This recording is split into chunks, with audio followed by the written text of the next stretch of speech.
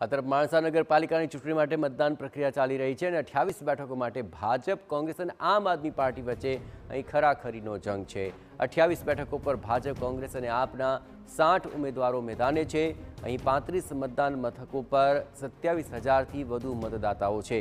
2017માં થયેલી ચૂંટણીમાં ભાજપે 15 અને કોંગ્રેસે કુલ 13 બેઠકો મેળવી હતી। ફેબ્રુઆરી 2025થી માણસામાં વહીવટદારનું શાસન છે અને માણસા નગરપાલિકાના વિકાસને લઈને ધારાસભ્ય અને પૂર્વ ધારાસભ્ય આમને સામને જોવા મળ્યા।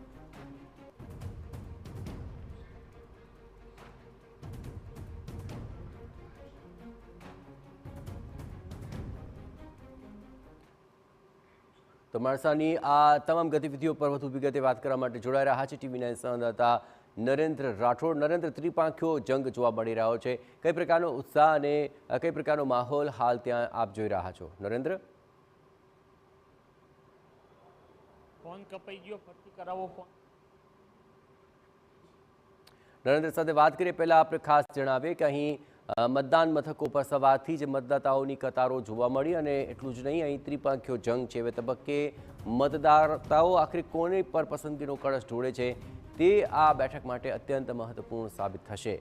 અહીં ભાજપ, કોંગ્રેસ અને આમ આદમી પાર્ટી વચ્ચે ખરાખરીનો જંગ છે અને 28 બેઠકોમાંથી હવે આ વખતે ભાજપ, કોંગ્રેસ અને આમ આદમી પાર્ટી કેટલી બેઠકો ખેંચે છે તે અત્યંત મહત્વપૂર્ણ બની રહેશે।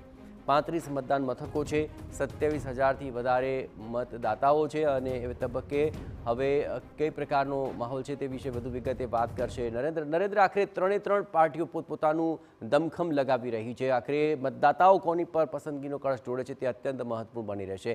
સવારથી આખરે કઈ પ્રકારે અહીં માહોલ જોવા મળી રહ્યો છે અને મતદાતાઓમાં કેવો છે ઉત્સાહ? નરેન્દ્ર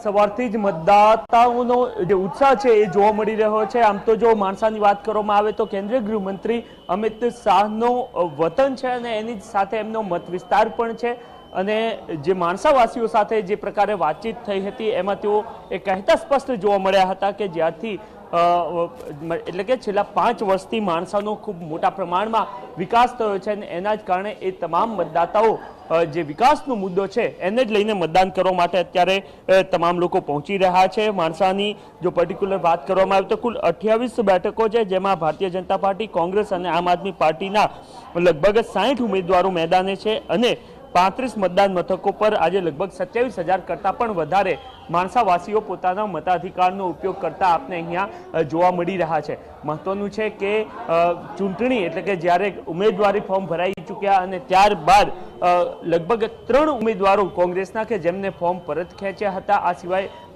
આમ આદમી પાર્ટીના પણ કેટલાક ઉમેદવારોએ પોતાના ફોર્મ પરત ખેંચ્યા હતા। એના જ કારણે જે વિપક્ષી પાર્ટીઓ છે એટલે કે કોંગ્રેસ અને આમ આદમી પાર્ટી એ બંને એ આક્ષેપ કરતું જોવા મળ્યું છે કે ભારતીય જનતા પાર્ટીએ એ સતત પ્રયત્નો કર્યા છે કે વિપક્ષના કેન્ડિડેટ જે છે એ અહીંયા ઊભા ના રહે અને એન કેન બિનહરીફ જે કેટલાક વોર્ડ છે એ થઈ જાય, પરંતુ એ પ્રકારનું થતું જોવા મળ્યું ન હતું।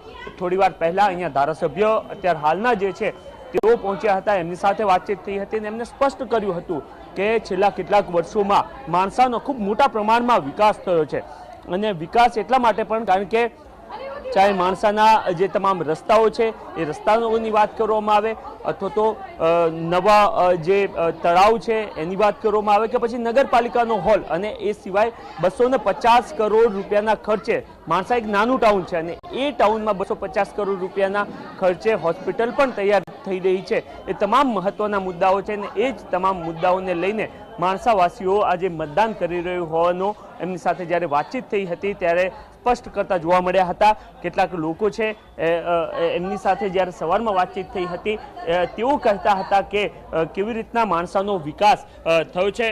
કેટલાક મતદાતાઓ છે એમની સાથે વાતચીત કરી. મેડમ, કઈ બાબતોને ધ્યાનમાં રાખીને આજે મતદાન કરવા માટે આવ્યા છો? વિકાસ કેવો થયો છે માણસાનો? સારો. ઓકે, મતલબ કઈ બાબતોને ધ્યાનમાં રાખી રહ્યા છો? વિકાસના મુદ્દાને ધ્યાનમાં રાખીને મતદાન કરો છો કે કઈ બાબતોને? વિકાસના મુદ્દાને.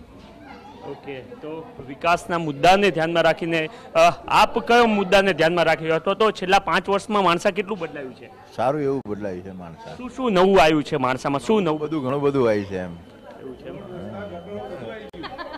રોડ, રસ્તા, ગટરો, લાઈટ બધું આવી ગયું. ઓકે, અમિત શાહ અહીંયાના સાંસદ બન્યા પછી બદલાયું છે ખરું? બધું બદલાઈ ગયું. હા, સારું તળાવ દેખાણું, આનો પાડો, આનું કરો. એ તો જોયું, અમે રસ્તાઓ પણ જોઈ રહ્યા છે, પરંતુ ઉમેદવારોને બેસાડી દીધા ને એ બધી બાબતોને લઈને કોંગ્રેસ આક્ષેપો કરી રહ્યા છે. કોંગ્રેસ વાળા તો આક્ષેપો કરી અને ધંધો જે છે ઇવન બીજો કામ જ નહીં.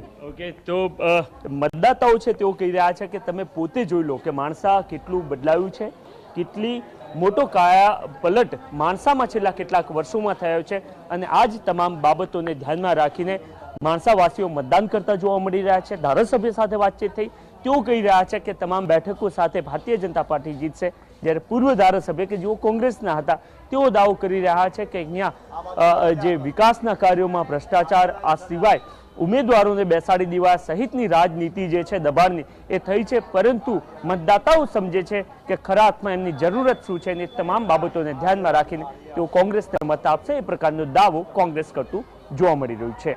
જી આભાર નરેન્દ્ર. તમામ ગતિવિધિઓ પર આપ નજર રાખતા રહેજો. ભાજપ, કોંગ્રેસ અને આમ આદમી પાર્ટી પોતપોતાની જીતના દાવા કરી રહ્યા છે. જોવાનું રહેશે કે હવે મતદાતાઓ શું નિર્ણય આપે છે.